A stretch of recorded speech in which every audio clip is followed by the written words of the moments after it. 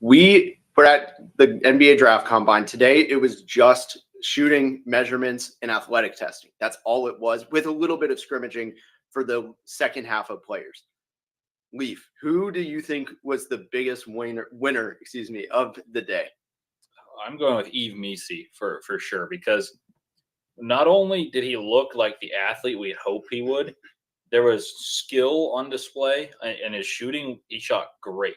Not only was he shooting and making shots, but sometimes you can kind of trick the scales by making a shot and it's like an ugly make. He was swooshing threes. His mid range looked good, and he jumped out of the gym. He had a 38.5-inch max, and he also ran like a gazelle on the three-quarter court. So I think while there's players that may have moved themselves up further in discussions that are starting lower, of the people that I think were in the fringe of maybe being a top 20 guy, maybe at the highest being a lottery, I think he's put himself pretty squarely in the conversation to be a lottery pick. Yeah,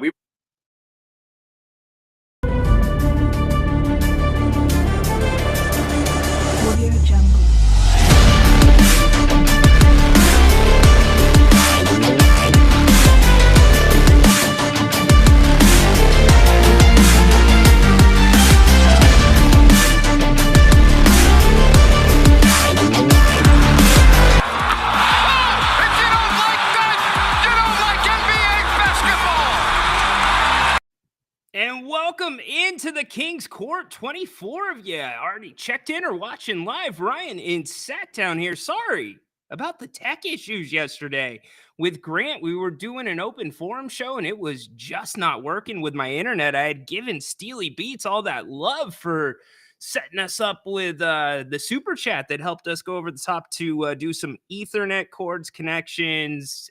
You know how that goes. You got to get the adapters with all the equipment. King's Court's been under construction for a little bit. Big upgrade happened earlier today, but you're not here for that. You are here to talk Kings, talk sports. It is an open forum. You can bring anything you want to it. We'll get to it. I want to talk a little bit more about what we started yesterday before Jerry came on. And breaking news, by the way, Tuesdays going forward are Jerry Reynolds Tuesdays. For sure, unless he is out of town or something's going on, Jerry's going to join me here on the King's Court and co-host, talk basketball, do whatever. But what a pleasure. What a special thing. So really looking forward to that. Put that on your calendars every Tuesday. But we were talking about the player vote with The Athletic. It was released in April, but I'm just getting to it now. Playoff games last night we can talk about. The Knicks roll. 30-point victory. Isaiah Hartenstein. Why do you got to do that to us, man? You shouldn't be getting 17 boards on a national stage with everybody watching. Come on, Isaiah. We want to get you for a cheaper number, not a more expensive number. If any of you have been watching, you know I'm locked in on Isaiah Hartenstein. I love that player. And then last night, the Nuggets. Man, what happened? I'm going to pose the question to you. Were the Nuggets just sleeping, or have the Timberwolves kind of rolled over? What is it? Because I said the Lakers didn't play bad in that first round matchup against the Nuggets, but they didn't look good at the beginning of the series. Now they look a little bit better. They look much better. I don't know if Minnesota responds, and I've got thoughts on the New York Pacers series as well. We talked briefly yesterday about Tom Brady. I've got a little bit more for him. Do you have compassion for somebody that gets paid? And I'm a big compassion guy. I'm a big empathy guy. Put yourself in the other person's shoes, but $20 million to get roasted. I mean, I don't think there's much gray area with roasts, right? It's you're going to get roasted and toasted, as they say. And so if you're worried about your kids in a digital age, seeing that, it probably would be a good idea not to do a roast, especially on Netflix, where pretty much everybody has it at this point, or you have a login, so we can talk that. And then also, Bleacher Report came out with an article last week that I want to get to.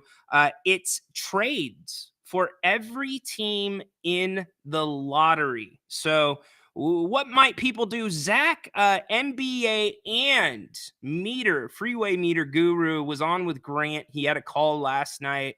That's right when I was having internet issues, and man, I was chomping at the bit. I wanted to respond to what he was saying because I thought it was far too much panic. It's we got to make that big move, and I mean, there's moves to be made, but Jerry and I both agree.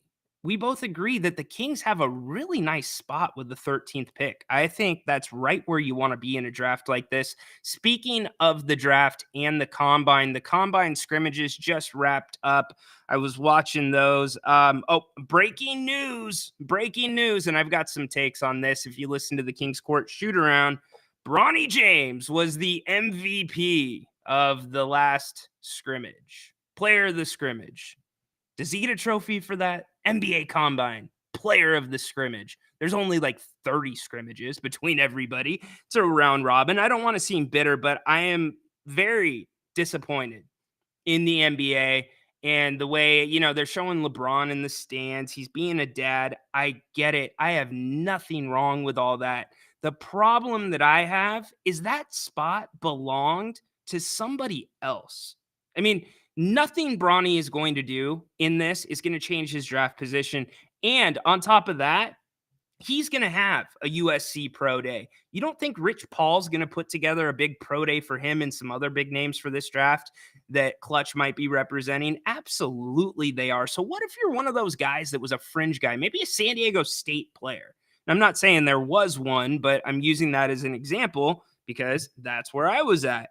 You're not gonna get that same exposure. That was your opportunity, and you pick 78 guys and a guy that's a fringe second round pick.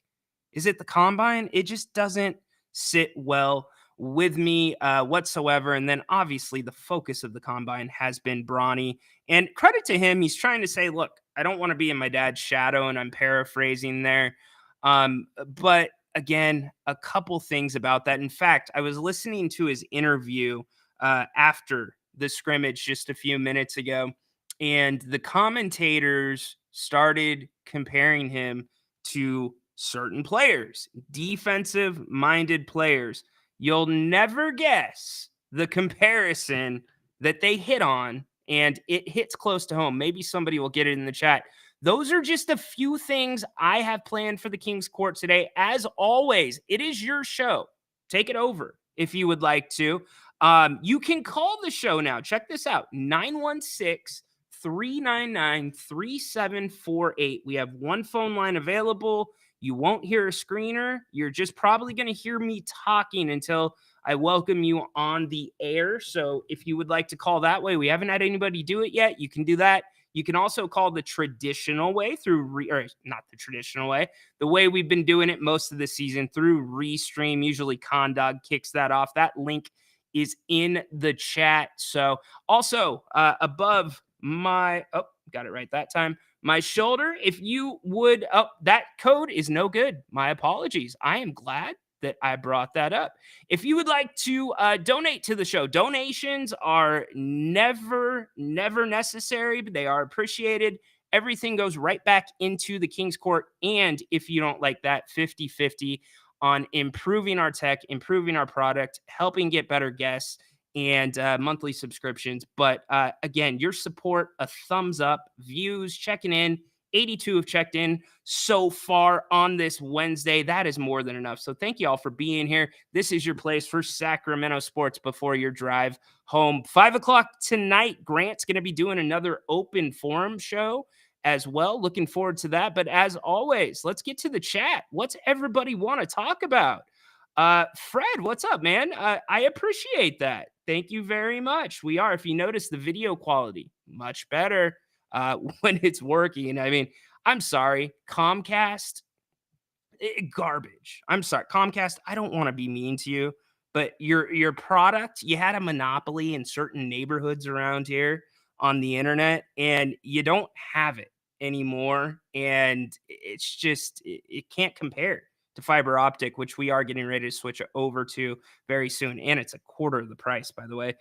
What's up, John? How you doing? Let's see. What's up, Zakara? What were you doing last night with Grant? I don't know if it was last night or the show before. Were you giving Grant a hard time, or were you just talking about commentators? I think you were doing the latter, but I remember you saying something. Let's see. Would you rather have Jones or Jonas or Isaiah? I'll get to that in a little bit. I've got some thoughts on both of those guys, but hey, I want to start off. Why don't we start here with Tom Brady? So this Netflix roast, right? Got a lot of run. Reportedly, he gets 20 million for doing this roast. And, good for him. Tom Brady was kind of that awkward guy. And I think that's why the roast was appealing, right? Because he's easy to make fun of if you want to. I mean, and most of these guys in some way or another, and I do not advocate bullying. In fact, it's quite the opposite. But, there's enough there. But most of these guys have something you could get at him for. So I get Tom Brady coming out of his shell a little bit more, right? It starts when he wins the Super Bowl in what was it? What was that? What do you call that? Those people in Tampa Bay? No, stop that. In Tampa Bay, throws the trophy across the water, whatever. Well, he goes through the divorce. That stinks. Divorces, thank God, I've never been through one. Hope I never go through one. And I hope none of you have had to deal with that. But when you are a public figure or somebody like Tom Brady, that is going to be a public thing. And so I get wanting to come out and maybe before your big debut on Fox. Now, remember, he is going to be the number one commentator on Fox NFL football coverage, which to me, I don't know how you explain it. I don't know really how you can move Greg Olsen out of that role, but they're doing it. So last year, Tom actually spent a lot of time with Fox getting ready for this. I know he's done a lot. I think they did a practice broadcast for the Super Bowl this last year. So nobody knows how he's going to do in the booth. I do hope that he is not another Tony Romo. Tony Romo was really good for a short amount of time. And then it's like the effort stopped. It's like, oh, I could just show up and guesstimate what the other team's going to do. And he steps all over Jim Nantz. And so you guys get it. And he's one of those guys where I'm usually going to put the TV on mute if he's going, especially if he's on one. But anyways, I think Tom will be all right. But now you do this rollout with Michael Strahan and you do that on Fox. Today, by the way, NFL schedule being released. I know that is significant to some. So make sure that you pay attention to that. We do know that Aaron Rodgers will be opening up with the Jets in San Francisco this year. The rest of the schedule forthcoming here in the next couple of hours. But getting back to Tom and the roast, there's this big hype for his debut. So maybe this kind of takes a little pressure off that. It makes him more, I guess it brings him down a notch, right? More relatable. It shows you a different side, a side of humor, because Tom was always one of those guys that was just laser focused on the field. And granted, I was never on the field with him, but many of you probably watched Inside the NFL or NFL Films where you get, what did FX have? I think it was called Soundtracks or something like that, where you get the audio from the games the week before. And his thing. So he does this roast. It goes well, but in the middle of the roast, somebody makes a joke about Bob Kraft, and Tom says, "Hey, that's enough, right?" But the entire roast, people are making jokes about his ex-wife, making sexual innuendos. You get my drift, right? There was no stop that. And so I guess what I'm trying to say is, isn't that part of the formula? Aren't you considering your kids and your family before you make a decision, whether it's professionally, personally? I mean, look, I'm on here with right now 103 of you have checked in or are watching live on the King's Court, either X or YouTube. So thank you very much for that. I think about these things with my family and I'm on a stream, and so, and I guess the Jim Rome stuff, because clones sometimes, here's the thing about clones, there's us clones that get the show. We enjoy it. It's fun participating. We understand the best moments are unscripted. You just can't try to make a good moment on that show unless it's, a walk off. It's a one-time call. Maybe you do it then, but that's just it. We leave it at the door. We don't live a clone lifestyle, right? And some people do. And unfortunately, they take the interactions, they take the run on that show a little too serious, and they will dig into your personal life. I'll never forget, I posted a picture of my car, and it was it was a little joke. I forget what I was joking about. And somebody zoomed in on the license plate, got the license plate number, started doing reverse lookups and all that. You get my point. There's people like that out there. So even when I tweet something out, I think about those things. So the fact that Tom didn't think about how this could affect his kids, and damn right it would affect your kids. I mean, I don't know how old they are, nor is it important to the situation. They're his kids. But you know how stuff goes over the internet. You know how things go viral. How would you like to hear things said about your mother, whether they're joking or in vain? Probably not very good, right? And some of the things that were said were out there, but they weren't too far out there for a roast. They were right in line with what a roast was. So the fact that this guy's doubling around, doing media tours, talking about, well, I really don't like how it affected my kids. What are we doing? I mean, if there was ever something for a Grant's rant, I think that's it. I would love to get Grant's rant on that. It's crap to me. I mean, you should have thought about that before. Anything, absolutely anything that your kids want to find out about you is online. Maybe you have things in place. So we have things in place. We have a 9-year-old. We make sure that he's not looking at certain sites. We make sure that he's not, we track what he does on the iPad, as all of you probably should if you have children. So I don't know. I'm torn on this one because I can't knock a man for protecting his kids, but I can't also give him credit for protecting his kids if he said yes to the roast. So it's something that's just kind of been chapping me. I'm tired of hearing about it. I'd love to get your guys' thoughts on it. Again, get your chats in here. You're more than welcome to call the show. I will put that link back into the chat. Also, again, you can call or text the show 916-399-3748. We'd love to have you hop on that way as well if you would like to. So give me your thoughts on Tom Brady. The Bronny thing, we'll transition for a second. I kind of told you at the beginning, and it's most of my take on it, but Bronny at the combine. Look, we know that wherever LeBron is at, Bronny's probably going to be there. And Jerry and I both agree. I was so happy to hear him say this, that he thinks the Lakers, and by the way, the Lakers have now said they're going to start the process, which it doesn't matter when you start the process. The process is, LeBron, do you want us to bring this guy in? That's the process. LeBron, do you want us to fire somebody? That's the process. So Jerry and I both think that LeBron should be named GM and named player coach. And the more that I talk to people about this that are inside the NBA loop, they think the Lakers are completely on board with that idea. And why wouldn't they be? Because LeBron's already doing all of those things, right? LeBron's literally doing all of those things, yet when things go bad, it's Darvin Ham or one of the other 8 coaches he's played for that gets thrown under the bus. So, in fact, it makes the Lakers' position that much easier if they can say they don't look like a joke at that point, because it is a joke. You got to get input from your superstars, but there's a line there, and that's clearly over the line. And I get LeBron's a different talent, but yeah, do it. That's what I would do. We're going to break form and bring in my man, Mr. Moss. How you doing today, bro? What's up, man? I want to get in early, Ryan, before you got going on your thing, man. And yeah, I'll touch on 2 quick things and then I'll let you do your thing. Let's do it. The LeBron James Lakers thing. I mean, I would think that Dr. Buss and the great late Kobe Bean Bryant, my favorite player of all time, are just rolling over in their grave.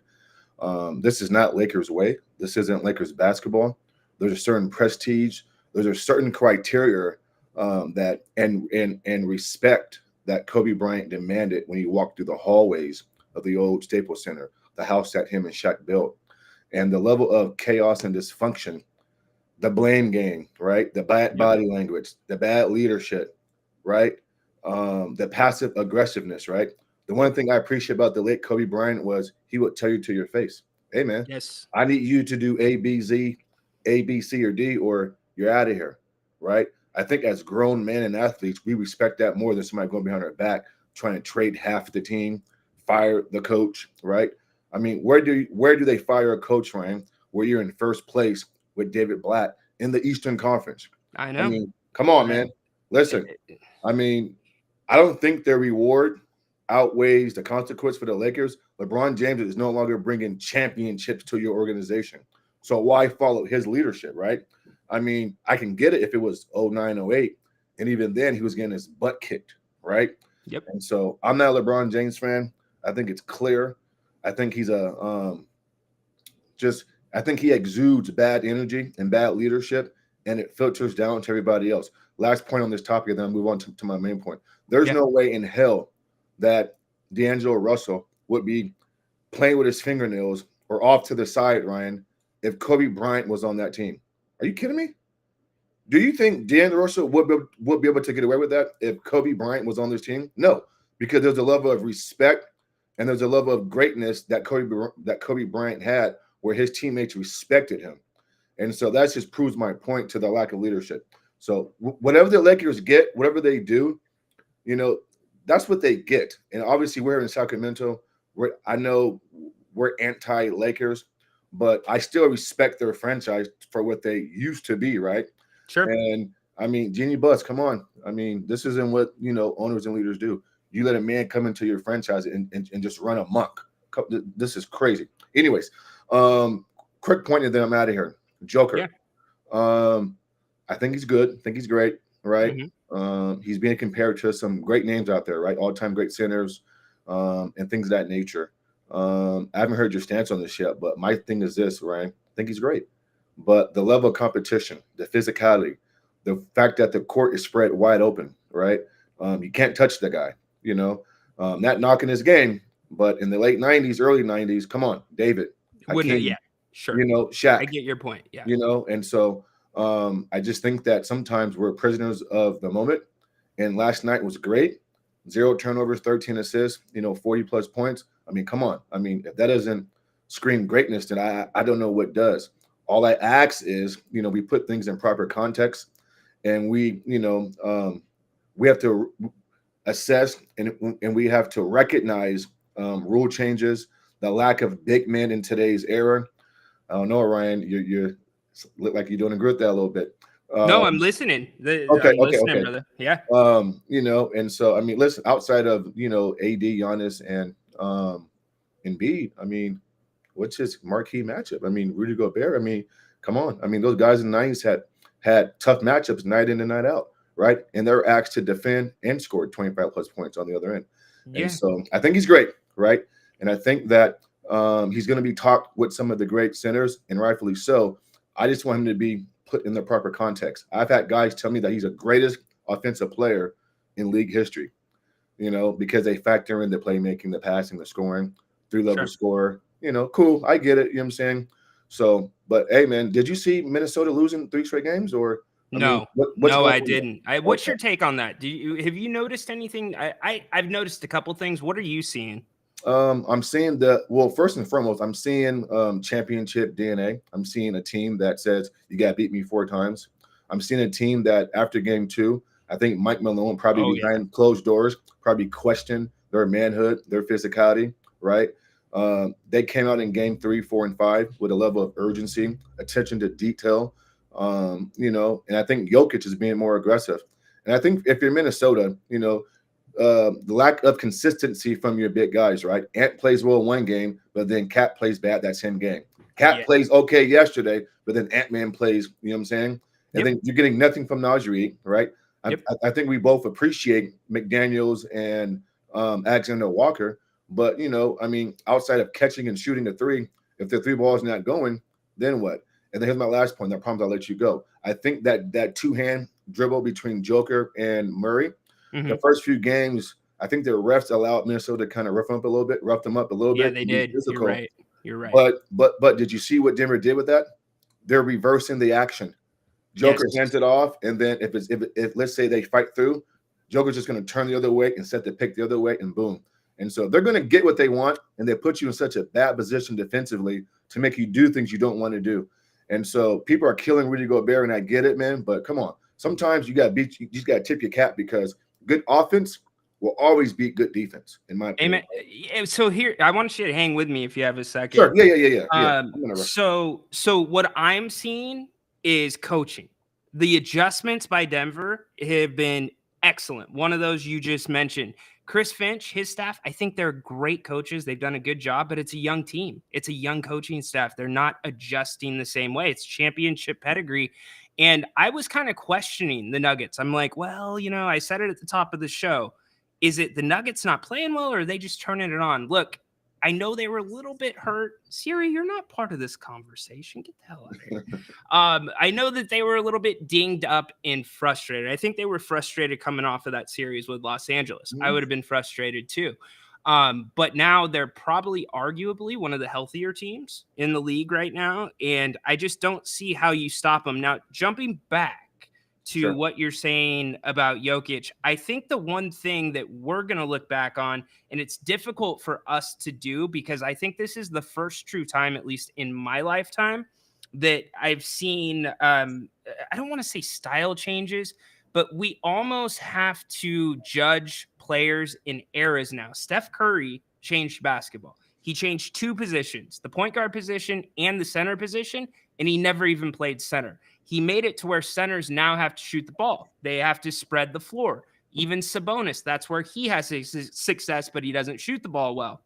So we could have those arguments all day about would Jokic have held up against Robinson, against Olajuwon, all those guys that were bangers, but that era of the NBA is over. So the counter question is, if you brought any of them into this era of the NBA, what would we be saying about them? And that's a fair argument. And I think you're spot on. I'm nitpicky, right? I'm an old school guy. I've been like Ryan, like I'm a Rockets fan. I believe in playing inside out, right? Going through Hakeem, going through Yao Ming, creating mismatches on the weak side, dishing out open threes.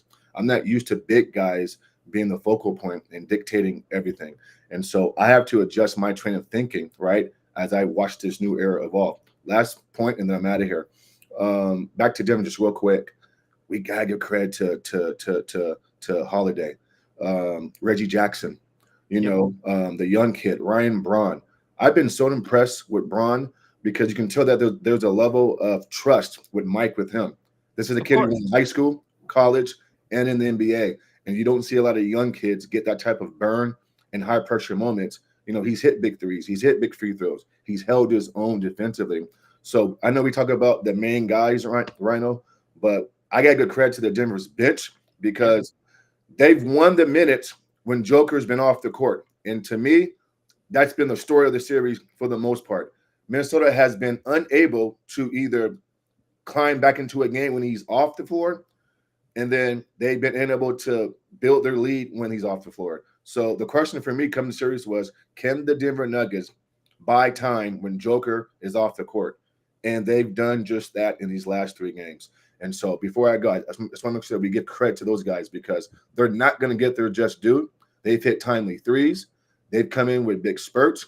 And again, this is why it's so important. I call this the Greg Popovich thing.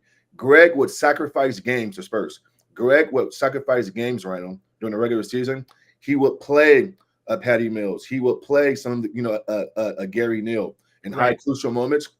And they may lose the game, right? But that's okay because he knew long term, I'm going to need these guys later on when the take open three, knock down a crucial free throw. And so Mike Malone, to me, I just love his energy, man. And I'm just sad that the Kings had this guy. They had him. Did you listen to Rudy Gay on Melo's podcast? Yes, heard it. Yeah. What's your thoughts on that real quick? I mean, did you agree?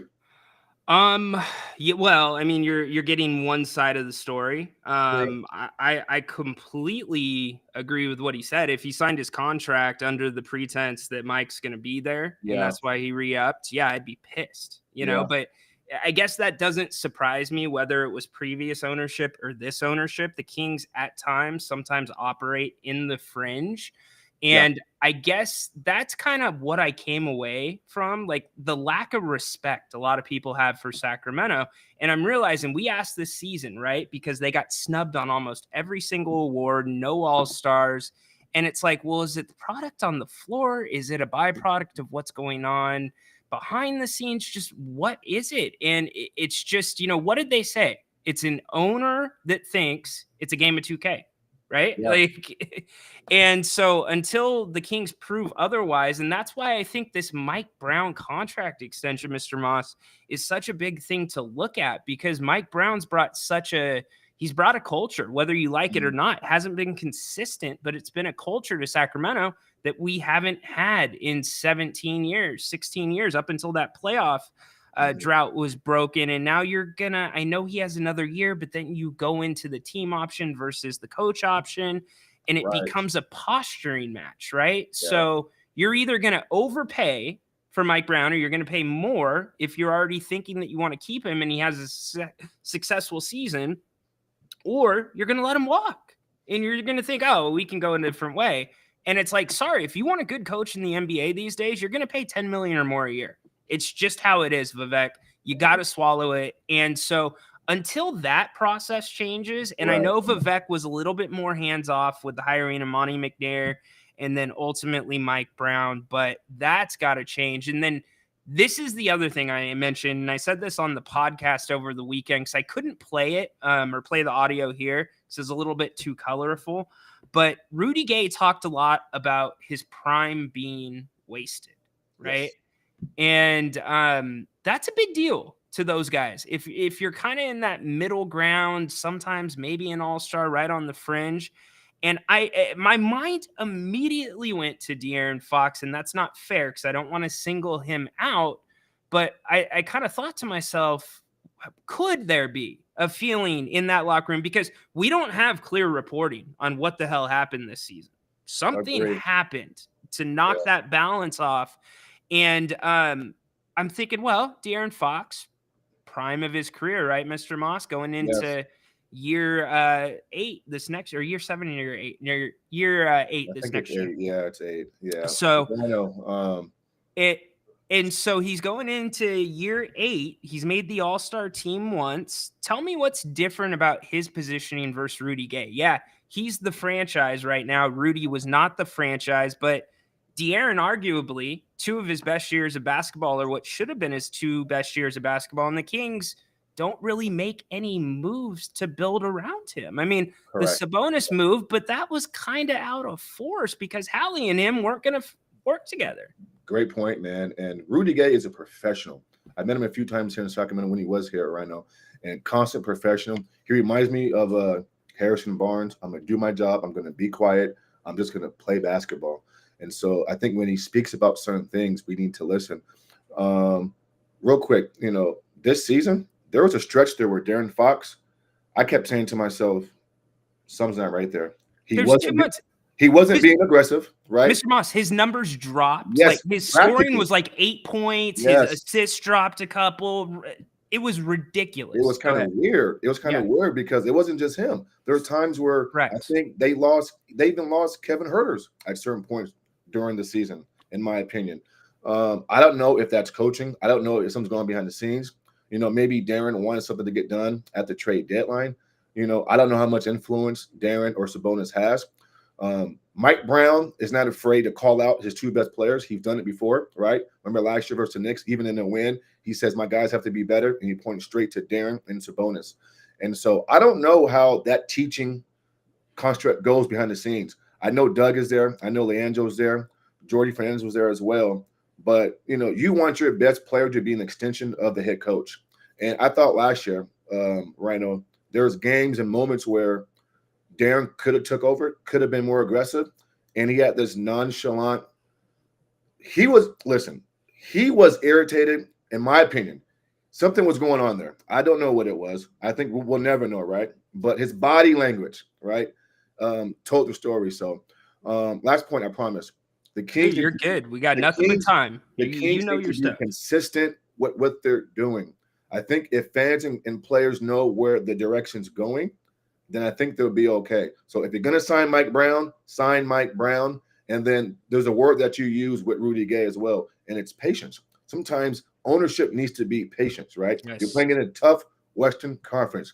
You know, some of these owners think that, you know, this is 2K or they want to take the fast route, right? You can't microwave everything, right?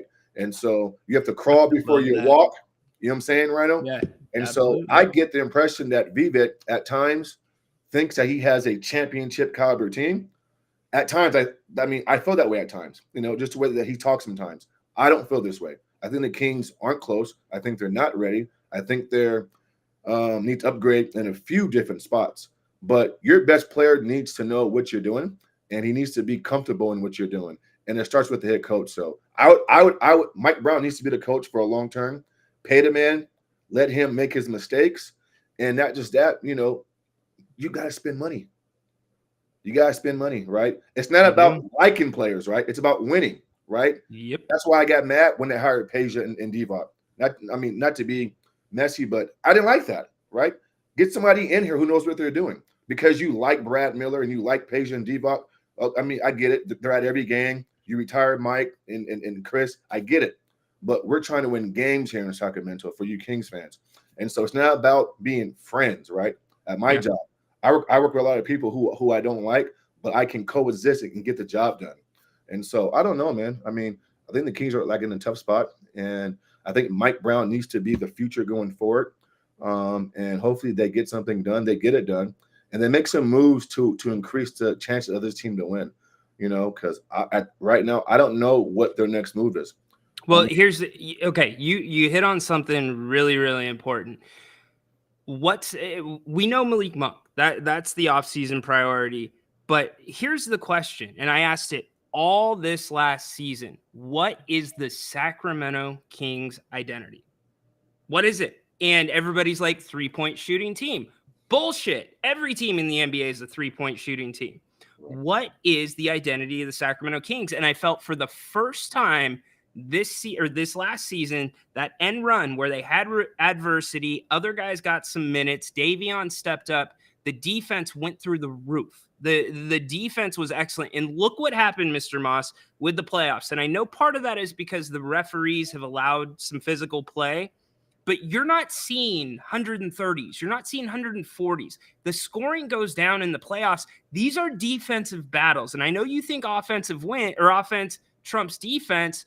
That can be true, but the bottom line is both teams play defense in the playoffs. If you don't play defense, you're getting ran off the damn court. And so for me, with the Kings missing the playoffs this year, that's what's made it hard for me watching the playoffs, is because that style that they played towards the end of the season translated to what you could do in the postseason. It translated way more than what the Kings did last year when they actually made the playoffs.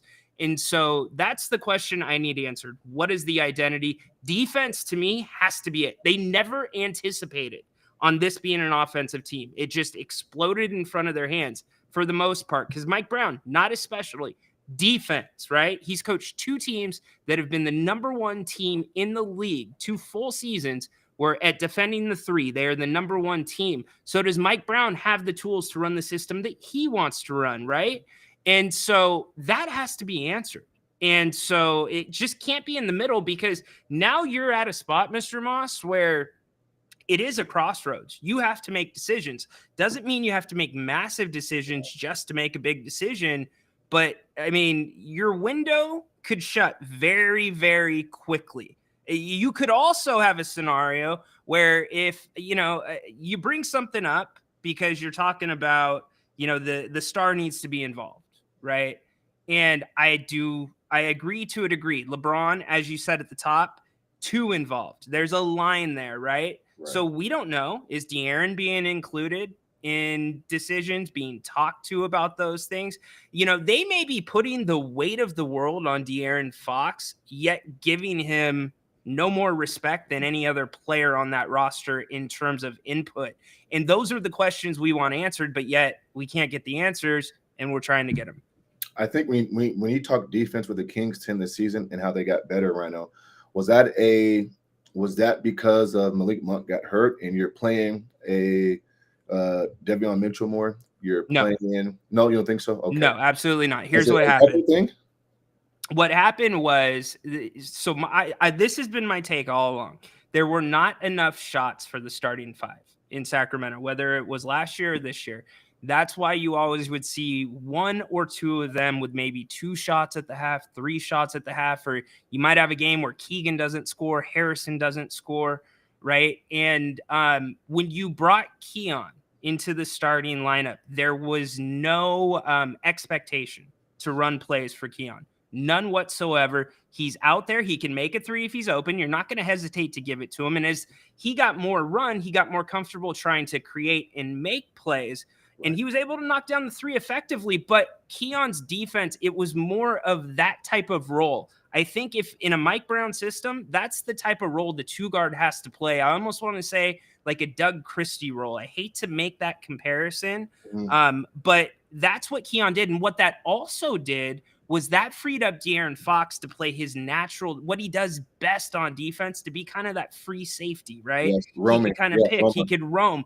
They could switch screens. They could fake like they were going under, and then they could hedge out quickly. You've seen all this stuff they could not do with Herter on the floor. And so it just opened up a new world of possibilities, which is why you saw their net rating at like 0.3, 0.5, no matter whether the Kings had, you know, a run where they win 5 of 7 or they lose 3 of 4.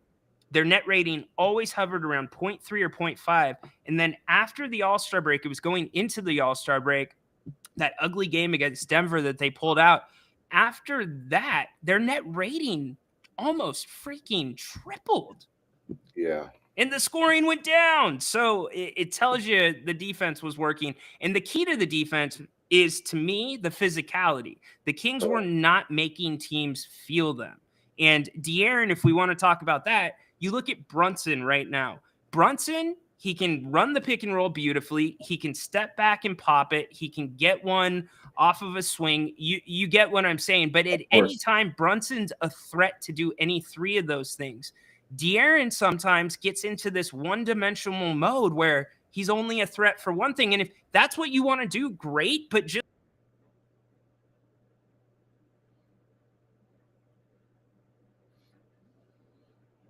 in the game running that reverse. So you have to make yourself still a threat to act like you're going to come off the screen, still a threat like you're going to do a give and go. And that wasn't happening. So I guess the question becomes with the injuries too, and I'm all over the map right here, is the Kings were able to stay healthy playing that up, tempo.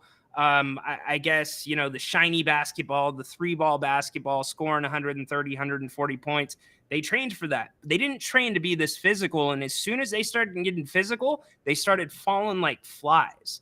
And so that's why it's like, can they play that style of basketball with the guys that they have right now? And that's why, to me, I go back to identity. What is it? I wouldn't, I think the word physical is a good word used in your monologue, because that dictates how the game is going to go.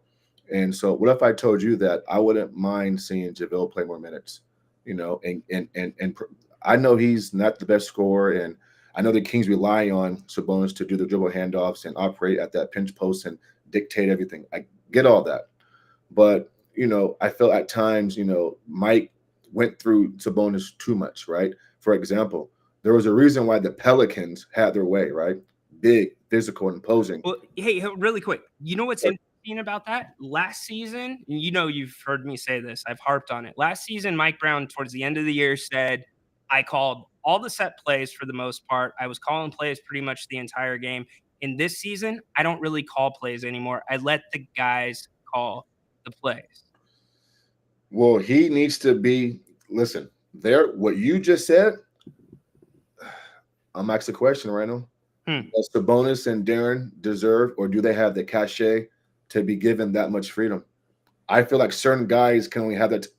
Everybody's not Patrick Mahomes auto bin at the line, right?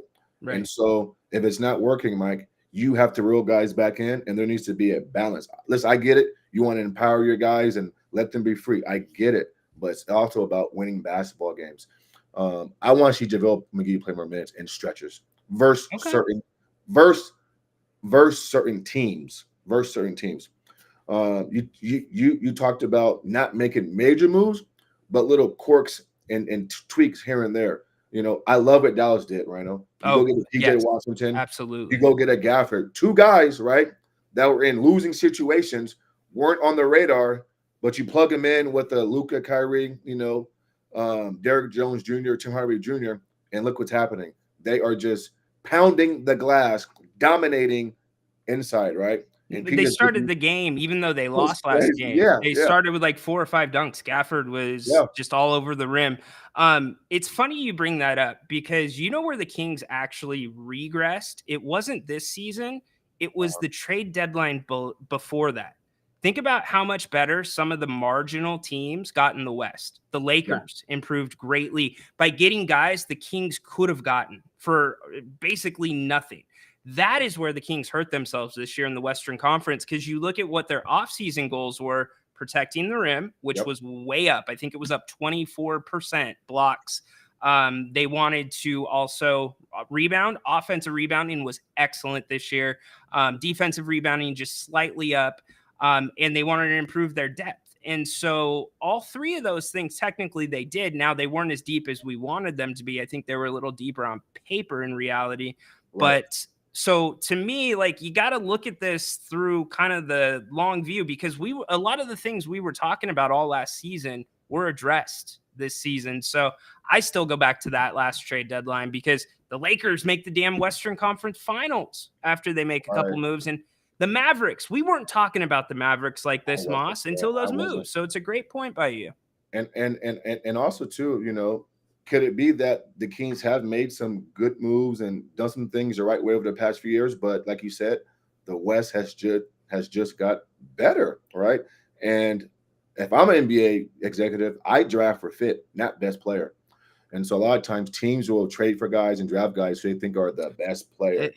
You know I'm what? opposed to that. Yeah, Jerry answered that yesterday. He said, "Oh, did he?" Okay. Yeah, he talked about that a little bit yesterday. But here's what the Kings are to me: the moves that they've made have been very prudent. Like you look at Monty McNair, the whole thing with Lopez, and then they signed Keon to the full-time roster spot. The cash considerations they got back. I'm not going to say exactly that money paid for Keon's raise, but certainly that was the thinking of that move. They had made a couple of the Kessler move. That one was pretty good. The thinking behind that was good. So the Kings are making intelligent moves. They're being patient, but I think they're being far too reactionary and far, far too cautious. They're like the guys that get like a 11 at the blackjack table. They double down and then the dealer shows an ace and it's like, oh, give me the insurance. It's like, no, if you're gonna go in, you gotta go in. Yeah, you definitely have to go for it, man. Mike, always, Rhino, man, appreciate the conversation. Great basketball mind. Love the combo. And so again, for those who are listening, I'm not a Kings fan, but I'm here in SAC. I root for them. I support them. I'm at every game, but I want to see this team do well. I just do, and so at times it's frustrating. At times, we love it being at the game and stuff, but, again, it's tough because we're outsiders looking in, so we don't know the details of who's doing what, who's saying what, who's pushing certain buttons. All I can go off is just what I see on the court. Sure. And there were stretches during the season where I was happy about what they were doing, and then there were too many stretches where I says, "Oh, that's a bad loss. That's a bad loss." Oh, Mike, the team's not prepared. Oh, Darren, you're just going to just not play tonight, huh? Okay, that's cool. Okay. Well, and so things like that, kind of stuck out to me a little bit. Well, see, even in the wins sometimes, they were bad wins. Like, it's just because of the way they played, the things they do, because I look at the game with a completely different eye as you seem to look through that kind of same lens. So love talking with you. If people want to hear more from you, where can they find you? Man, My YouTube channel is Timeout with Mr. Moss. I just love talking basketball. I can do this all day, every day. I do food. I travel often to different cities, different arenas, different teams. And so basketball is my passion. I just love talking it. So Timeout with Mr. Moss.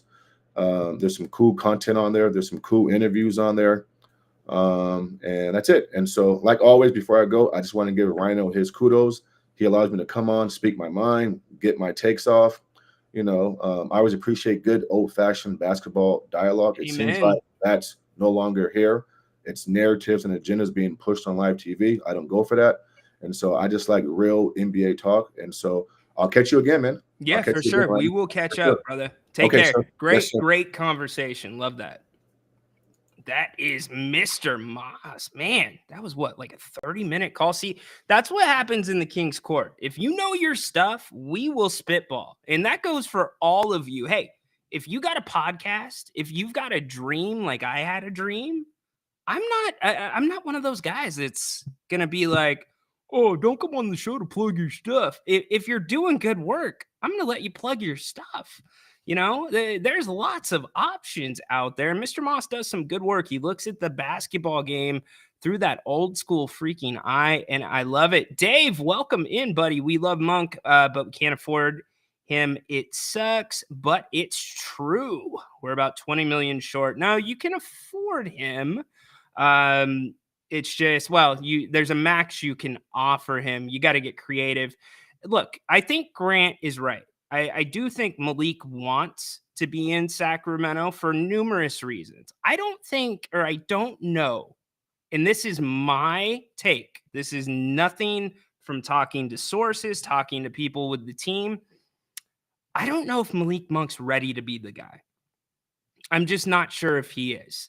That's a big responsibility. And if he's going to take a 21, 22, 23 million deal with a team that's, up and coming. Now, the Magic, that's a different story because they're a little bit better off than some of the other teams. San Antonio now with 2 picks in the top 8, they're going to be just fine too.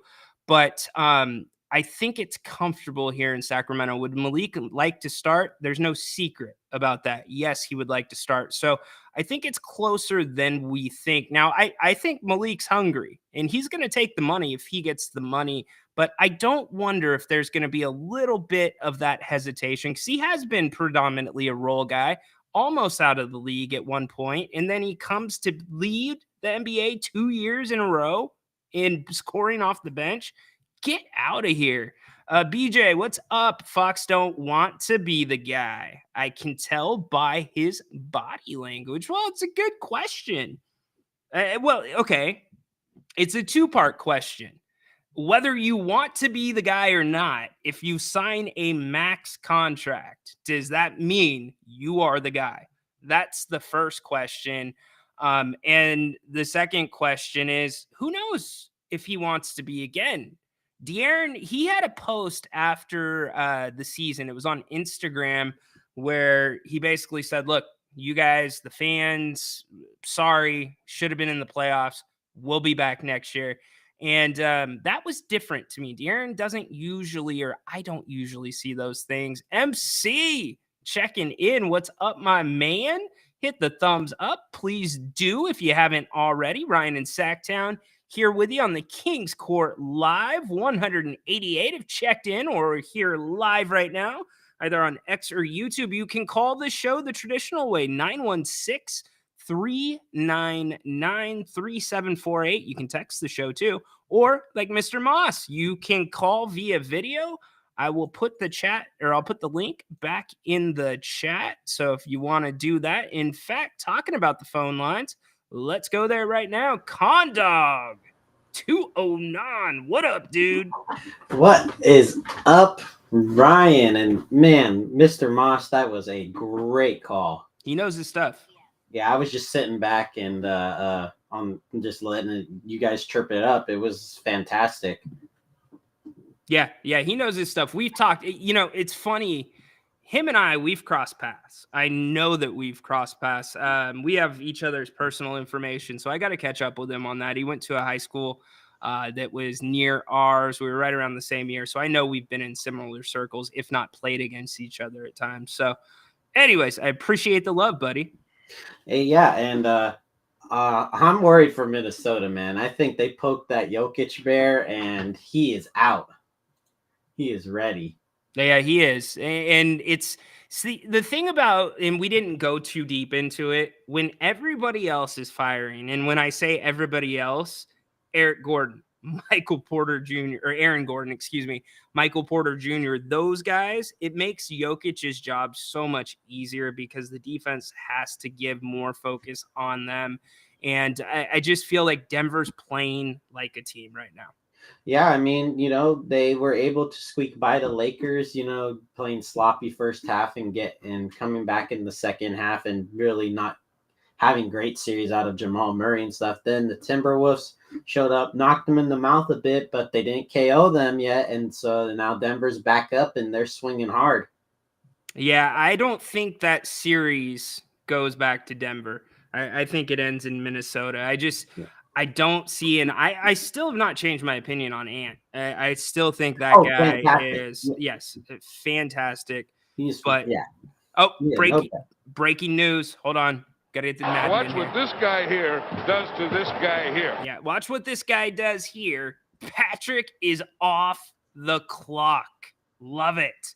And Alberto, he is late to the party. I'm late. However, Rhino, did you get on Condog about being stingy with the stingy with the samples at Costco? Dude, so Alberto, I'm not upset with the amount of samples you get or how much of the sample. I'm upset at the ladies that it's like going through TSA if you're not over 18 to get a cookie. It's crazy. Good thing, again, I don't work at the stores. I am at the distribution center, so that I have no say, no call. And honestly, it just depends on who you get that day. It's a roll of the dice. I don't even know how that's decided, honestly, because again, I've never worked in a store. I don't know how the seniority works. Costco is actually very big on seniority. But here's the thing. I don't think the sample people are Costco employees, are they? I thought they're like vendors or third party. Some are, some aren't. It just depends. If they're having the actual Costco badge, I do not actually have one on me. I'll bring it up next time, but if they have an actual Costco badge, they're a Costco employee. If they're a vendor, they're gonna have a little sticky and it says their name and stuff. There you go. So what's up, man? What do you want to chat about? And then honestly, I want to chat about how in the hell is Jalen Brunson just dragging what's left of the Knicks roster this far, dude. It's the Villanova Knicks, man. Those three. Yeah, they're right, man. He coached that team up well, man. Yep. And those guys stayed, I believe, in college more than just 1 year. That makes a difference too. Well, that's how they stayed so well and done so well compared to Kentucky. Kentucky again, great job at getting the best high school recruits and stuff. But all those most, if not all, were one and done guys. And you're not going to win championships like that in college, which is why John Calipari eventually got fired, even though he technically had the best recruiting classes almost every year now. But Jay Wright was able to get a group of guys that were maybe just the tier below, but were willing to play together, and he won a lot of championships. Something to be said about that. That's how San Diego State really built their program, having guys stick around even in the midst of the transfer portal. But rarely did you see guys come out early. In fact, one of my roommates sophomore year, Marcus Slaughter, he was one of the 2 stars of our team. He came out early. He got some really bad advice. He hired an agent and did not get drafted. And so he ended up having a great career overseas. But staying in college, it makes a difference. It really does. And Jerry and I actually talked about it yesterday. He thinks the game slows down a little bit for them too. Yeah, I actually don't see anything wrong with staying in college for basketball development reasons, especially if you're at a program with that's just really good with some really great coaches that we've had out there. Like, I mean, there's a reason why Kareem, well, obviously besides, the NBA not allowing it, but there's a reason why Kareem and Bill Walton stayed with John Wooten. I mean, honestly, I would love to have been coached by John Wooten. That'd been amazing. Yeah, that would have been pretty special. He's had a pretty influential, he's right up there with Naismith creating the Peach Basket. Yeah, definitely one of the big names up there. And yeah, again, another, Coach K is another one, with Christian Leitner, Bobby Hurley, those guys that stayed, Grant Hill, the list goes on and on. There's the Baron, and there's Roy Williams. He got a lot of people to stay 4 years, like a Tyler Hansbrough, who wasn't great for NBA, but college he was one of the best players. Yeah, well, I mean, winning a college championship or national championship used to mean something, and I mean that in this way. It's not just a tournament for some guys that they do one time, and that's what it's kind of turned into. So it used to be you'd see some of the same matchups. You remember those Florida teams with Noah, Horford, all those guys. I mean, they were staples in the tournament, and you'd see like repeat matchups, rematches. Well, yeah, or like Georgetown, North Carolina, back with Ewing and Michael Jordan. That was another, fantastic matchup that we missed out on. It's like, oh, I want to get back at these guys this year. I want to win my title. I want to prove I'm the best player, and it's a lot of stuff that the college just doesn't have for college basketball anymore, which is why honestly the women stole a lot of their attention, because we had that. Yeah, it's a good between point. LSU and Caitlin Clark. We had Great that point by you. Yeah, we had that rematch. It was hyped up. It was beautifully done, and yeah, this time Caitlin Clark got the revenge, and we saw it happen. Very, very strong point, dude. Look at that guy, man. Watch what this guy here does to this guy here. Wow, dude. You just did that to me. Well, good job, dude, Condog. That was a hell of a contribution.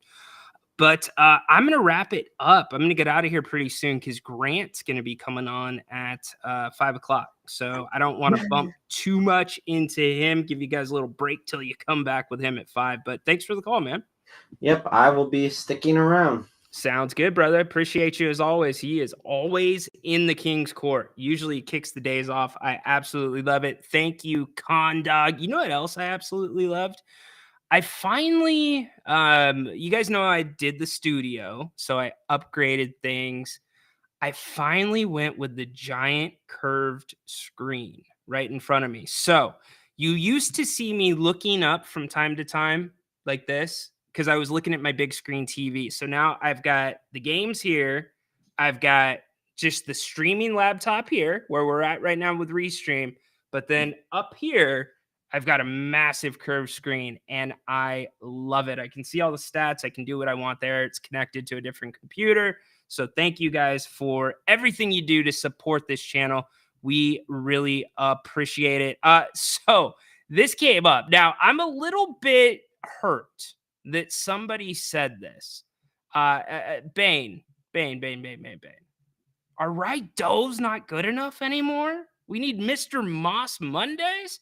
I'm not opposed to it. Mr. Moss knows his basketball. I would happily have him on for a segment on Mondays if it works out for his schedule. I'll hook up with him on that. You might get some baseball too from Nico Horning on the King's Court this summer. That'll be really cool. So Brunson, late to the party also. Baki, what's up, my brother? Brother Ryan and brother C-Dog. Let's see, will not be mad about it. All right. Love it, brother. Good brothers like Carl Anderson and Luke Gowles. Carl Anderson, by the way, if you didn't know, huge clone. Alberto, thumbs up. Patrick, Jalen's recovery has been awesome. Yeah, these guys, just this time of year, they find a different level, Patrick. We even saw it on the Kings. Sabonis, had the ankle, and the ankle turned in That's not the way you want the ankle to turn. That's usually more of a high ankle thing. And then he had that awkward step with the foot. And I'm thinking, how the hell is he not on the injury report?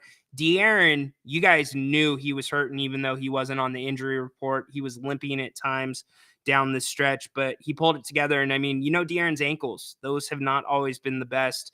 But yeah, Jalen Brunson, there's something to be said about this. And I think it's one of the big differences that you see, and it's part of the game that De'Aaron needs to put into his game is this. Jerry and I talked about it. You remember the Mike Bibby days? Mike wasn't the biggest guy. Mike was not the fastest guy, right? But it seems like Mike was always right in the middle of things. He was getting fouled. He was, making the most of his attempts. Sometimes Mike would get a lot of and ones, right? And he would draw a lot of fouls. And the reason for it wasn't speed. It was his basketball IQ. Mike got lower than everybody sometimes, but it was the little things. It was inside basketball. It was the positioning of the body. It was anticipating the way. That's film room stuff, y'all. That is film room stuff when you are anticipating how somebody's going to guard you or recover from behind. That's like next level basketball. And Mike was great at that stuff. And you see Brunson, right? Brunson, low center of gravity. I go back to what I said with Mr. Moss. He is always, you guys remember, hey, basketball camp time, triple threat position, right? Jalen Brunson he's always just in that position or in the spots where it's like a roundabout. He can go 3 different ways, and I'm not talking directions. He can do 3 different things. He can pull. He can give and go. He can come off the screen. He can decline the screen. They can slip the screen. I could go for days, right?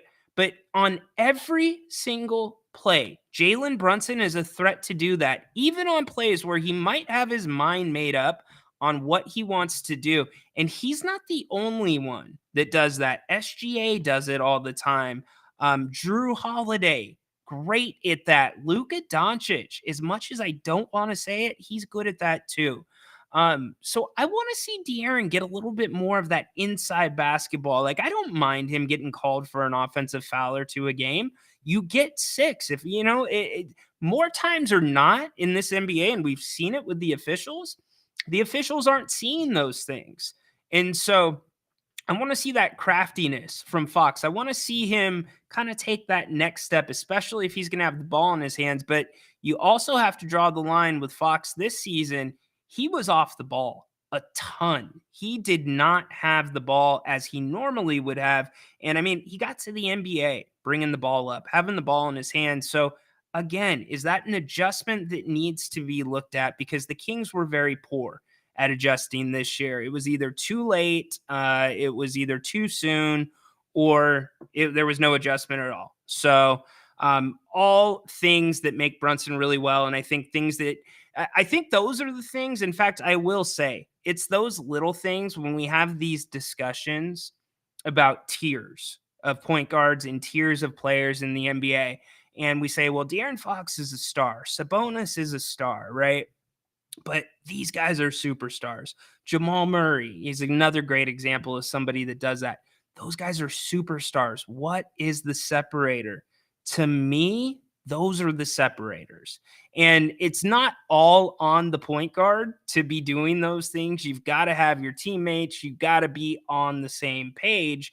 And when you're not, when you're running a free-flowing offense, you're not always doing the same things. How many times did we see back doors open? All the time this season, and the Kings just didn't go there much, right? How many times did we see give and goes? Not too many times. How many times did we, like Mr. Moss brought it up, the counter that Denver did to the way that Minnesota was guarding them? How many times did we see the Kings throw in counters like that? So I want to see that next level, and that's going to come both from your stars, but that's also got to come from your coaching staff too. You got to allow them to be in the positions to be successful. Hey, happy to have you all here. 190 have checked in or are here live on the Kings Court Wednesday edition. Ryan in Sacktown with you. Grant coming up at 5 o'clock here on YouTube. Open forum. You guys can take it any way you want with him. There was an open forum show last night or a post game after the Knicks game. Grant predominantly took that one solo because I was having some internet issues. So him and I will hook up here in the next day or two and do a show together. We are overdue for that. I am always looking for Baki on the live chat. I'm changing the comment there. Of course, Baki's the man. Right, Baki? And your daughter's amazing. Holy moly, Jimbaboli. Is there I think we can all agree. I think Baki's the biggest basketball fan that's in this community, and that's what we are. We're a community. Every single day I see this number on my screen, and you know what I look for every day? I look for two things. I look for the names in the chat because I recognize all you. All of you are OGs. Now, there's another group of OGs that were with the Listen App show. Those are like the OGs, right? But all of you, this is a community we're building. Like, there are no set rules other than be respectful. Don't be a troll. Don't use insensitive language. No nudity. I mean, do we really have to go over those things? But I don't have to worry about that. When that crap wiggles its way into the King's Court, wiggles its way onto, if you don't like that, usually we don't have to do anything about it because you all police it.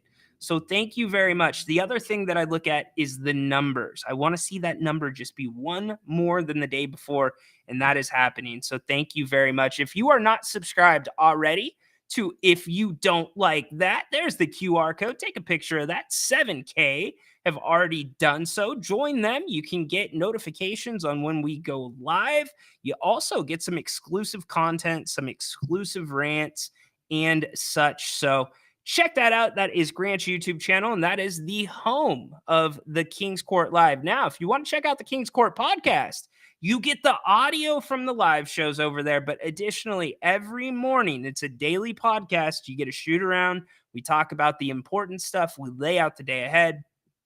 And on the weekends, you'll get an extended version of the King's Court from me. So make sure that you are subscribed to that. I couldn't believe it when I got the email. So check this out. We are 237th domestically under the basketball category on Apple iTunes for podcasts. That's pretty damn good. I'm pretty excited about that. And how about the Philippines? We're 133rd under the basketball category on iTunes there. So thank you all. Special thanks to the Philippines. You all are literally the best. Vlad, what's up, my man? On the subject or the topic of nepotism and Bronny, seen it before in the NBA. Yes, we have, not to this level. And I'm not ready. Look, Vivek's daughter, I'm not going to throw that in that category because that front office actually is run pretty well. And that front office and that Stockton program has exceeded many expectations, not just on the court, but off the court.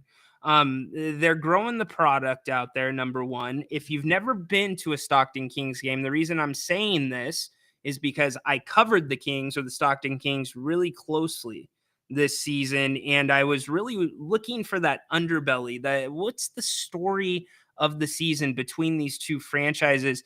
Mr. Moss hit on it when he was talking about what Greg Popovich used to do, putting guys in positions. Well, this season, the Kings or the Stockton Kings did that with a lot of the guys that sometimes would get spot duty, a lot of the guys that maybe fell out of the rotation. And I'm talking about two-way guys or guys eligible to play in Stockton. But guys that fell out of the rotation, and then, Mike Brown gives them another shot. More times than not, they were ready when Mike Brown came back to them. And Stockton, I talked to Kess down there. I've talked to Mace down there. They were, in Kess specifically, I asked him, like, what are you doing to stay ready mentally? Because they had just come back from a road trip with the Kings, and he was down the next day in Stockton playing. And he's just like, up here, you just mentally always have to be ready. That's a big part of it. But here is the other part of it. He could score 40 if he wanted to in the G League. That's not why he's there. He's there to get simulations of the looks that he would be getting on the Kings main roster, being put in the same situations he may be put in if he gets run with the main team. And I feel like Stockton did a great job of doing that. Now, I know Vivek's daughter, you can question the basketball experience. I don't know her basketball pedigree. I don't. Here's what I do know. Gabriel Harris, currently running the day-to-day for or acting as the GM in Stockton. He is doing a fabulous job, and not just a great job of helping develop talent and collaborating with the Kings, but scouting talent too. Scouting. Remember, Keon was not drafted, so I'm not ready to put that in the category. I do think this Bronny thing it was too much. This is too much. I just saw another interview with him today. Get out of here. Hand pick waving. Interesting, Riley. Not sure what that means. Fundamentally sound. That's how Jordan wrote his music. All right. I'll take IQ over physical talent. It's everything. Look at the greats. Hell, TJ McConnell right now, and I'm not saying he's great, but it's IQ. You know, he always makes the right plays, always in the right position. And it doesn't hurt that he's a really good point guard, but look at John Stockton. Same thing. Look at all of those guys that maybe did not have all the physical talent in the world, and look at how much mileage they got out of basketball. I mean, again, I point to Mike Bibby. You guys have heard the story. I got to be around Mike a decent amount during his time in Sacramento. Very lucky too. So I got to see how he prepared. And I got to see the things that he worked on firsthand and the way he worked on things. We didn't even, when it was shooting, check this out. When it was shooting, Mike was not concerned about the result. He was concerned about the motion. He was all about muscle memory. He was talking muscle memory to me, I don't know, 2004, 2003, 2004.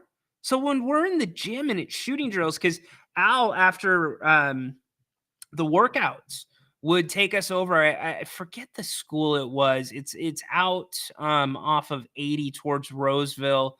But it was not too far. You guys remember the big Gold's? Was it Gold's Gym? It was the big glass gym off 80. That's where we all worked out at for the most part in the off season. And that's where Al ran his programs out of. But Al would take us over to a local high school gym after those. And by the way, try to shoot a basketball after lifting weights. It's a shit show. It is so hard. I mean, bang!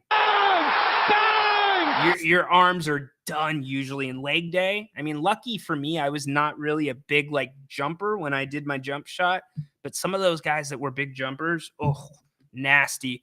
But yeah, when we would go over there, Sangaila would go all the time. Mike didn't usually go over there. He would once in a while. But the point again, muscle memory. He was worried about angles. He was worried about where he was finishing because he knew if he did it exactly the same every single time, the result was going to be the same. And he's right. It's what golfers do. Baby Brunson, both their dad played in the NBA like Sabonis. Love it. Fox really needs to practice free throws. He was terrible last season for a point guard. I don't.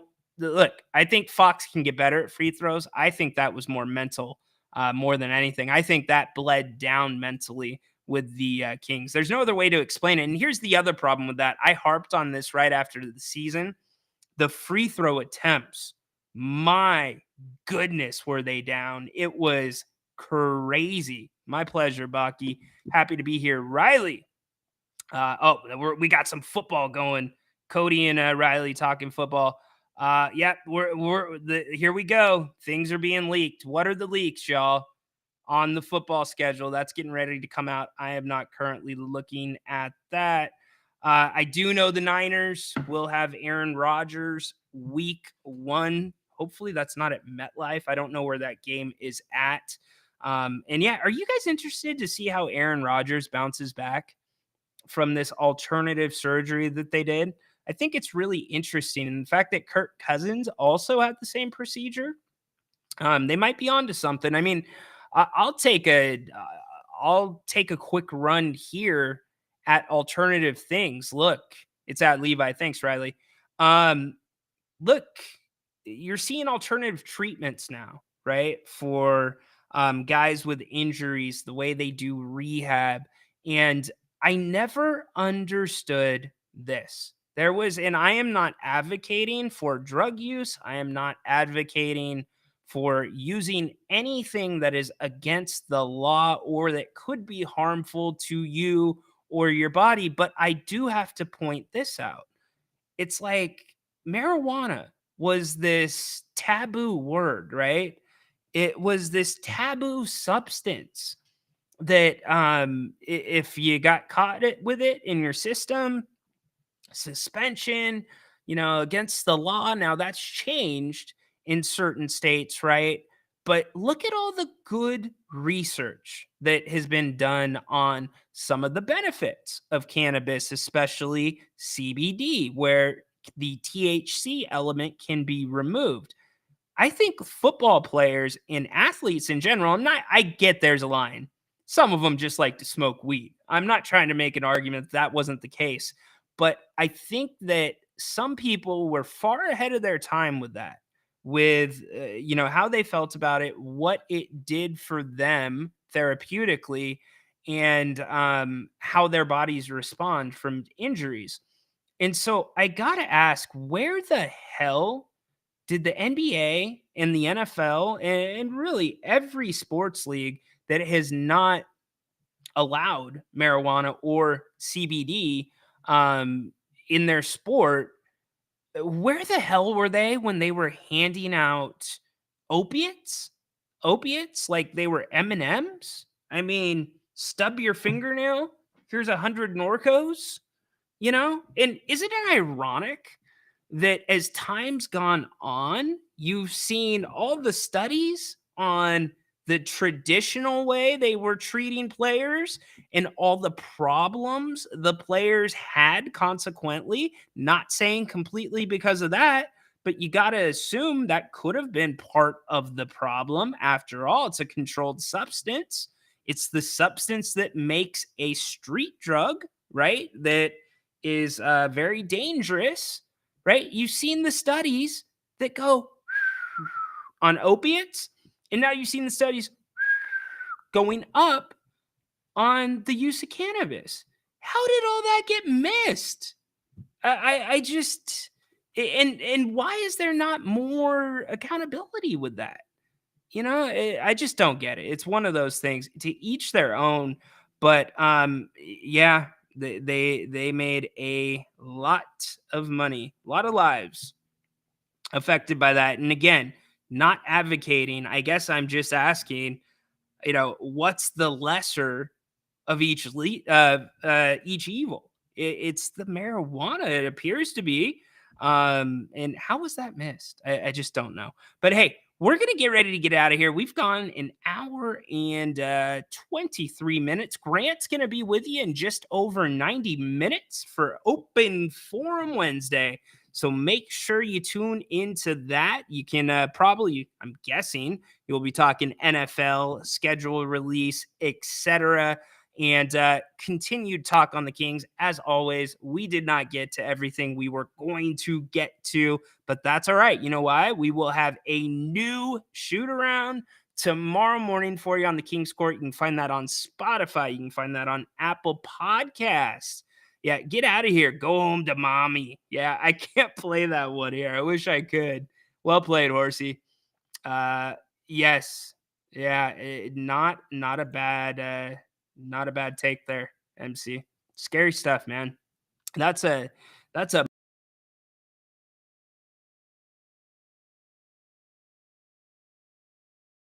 I guess you in the research, the leagues, allow some leagues allowing it. I'm not going to say you don't still see a lot of the same behaviors, but it's different. It feels a lot different to me. And I think it has to do with the way players are being medically treated sometimes. I mean, it's certainly changed here in the last 5 or 10 years. let's see. CBD oil is amazing at helping reduce seizures for epilepsy. Riley, I remember seeing a story about CBD before cannabis was legal in California. And it was a story about people that were doing that special process, whatever it is, to remove the THC, get it into the form, the oil form, whatever it's supposed to be.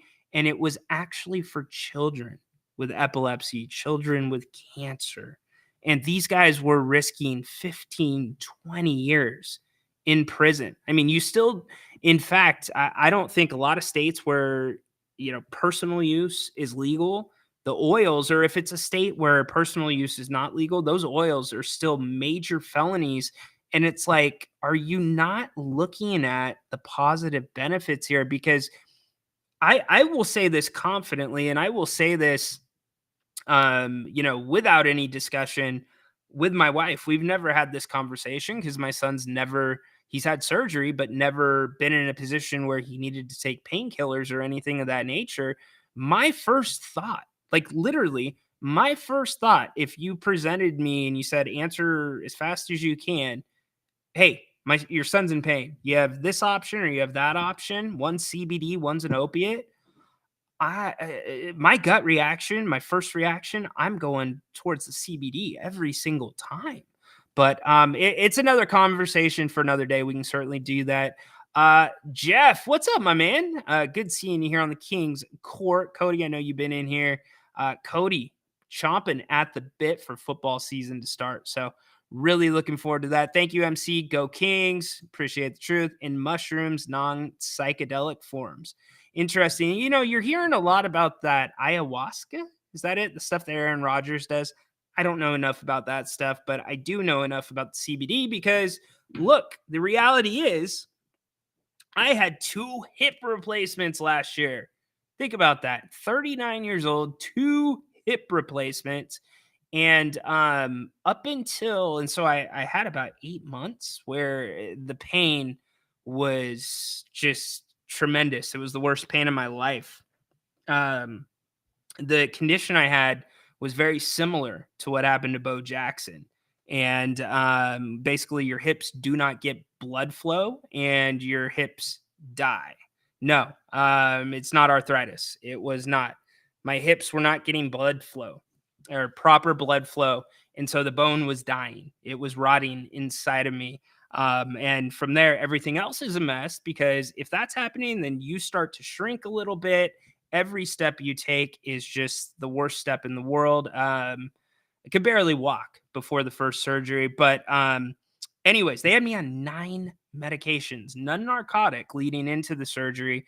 But after the surgeries, I was so quick to pretty